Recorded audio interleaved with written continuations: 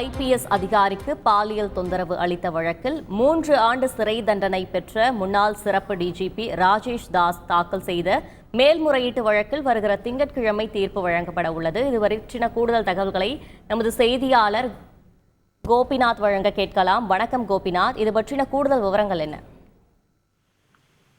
பெண் IPS அதிகாரி ஒருவருக்கு பாலியல் தொந்தரவு கொடுத்ததாக ஒரு வழக்கு பத்தினா முன்னாள் சிறப்பு டிஜிபி ராஜேஷ் தாஸ் மீது வழக்கு தொடரப்பட்டது. இந்த வழக்கு ஏற்கனவே பாத்தீங்கன்னா விழுப்புரம் தலைமை குற்றவியல் நீதிமன்றத்தில் நடைபெற்று இதுல பாத்தீங்கன்னா அவருக்கு மொத்தம் 3 ஆண்டுகள் சிறை தண்டனை, அபராதம் 20,500 ரூபாய் விதித்து தீர்ப்பு தலைமை குற்றவியல் நீதிமன்றத்தில் அறிவிக்கப்பட்டது. இதனைத் தொடர்ந்து முன்னாள் சிறப்பு டிஜிபி விழுப்புரம் மாவட்ட முதன்மை அமர்வு நீதிமன்றத்தில் ஒரு மனு தாக்கல் பண்றாரு. இது மேல்முறையீட்டு மனு.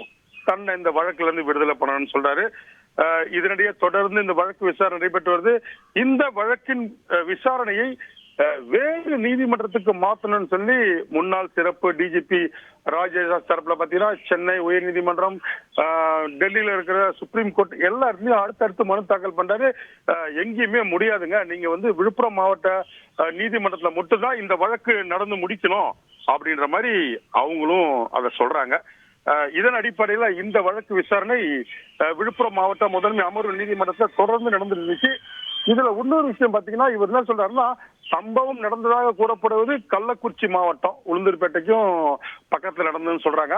இந்த வழக்கை கள்ளக்குறிச்சி நீதிமன்றத்துக்கு மாத்துங்கன்னு சொல்றாரு. அதற்கும் நீதிமன்றம் சுப்ரீம் கோர்ட்ல மறுப்பு தெரிவிச்சாங்க. இங்கதான் நடக்கணும்னு சொன்னாங்க.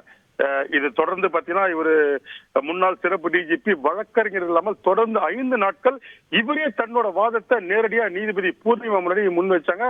தொடர்ந்து இந்த வழக்கு விசாரணை நடைபெற்று இன்று அரசின் தரப்பில் வாதுரை தாக்கல் செய்யப்பட்டது. வழக்கு இப்ப சற்று முன்னர் முடிஞ்சதுங்க. எல்லாத்தையும் 2 தரப்பும் கேட்டுட்டாங்க. கேட்டு நீதிபதி பூர்ணிமா சொல்றாங்கன்னா வர திங்கட்கிழமை மேல்முறையீட்டு மனு மீதான தீர்ப்பு வழங்கப்படும் தற்போது அறிவிச்சிருக்காங்க. இதுதான் தற்போதைய தகவலா பார்த்துட்டு இருக்கோம். விவரங்களுக்கு நன்றி கோபிநாத். செய்திகளை உடனுக்குடன் தெரிந்து கொள்ள உடனே சப்ஸ்கிரைப் பண்ணுங்க.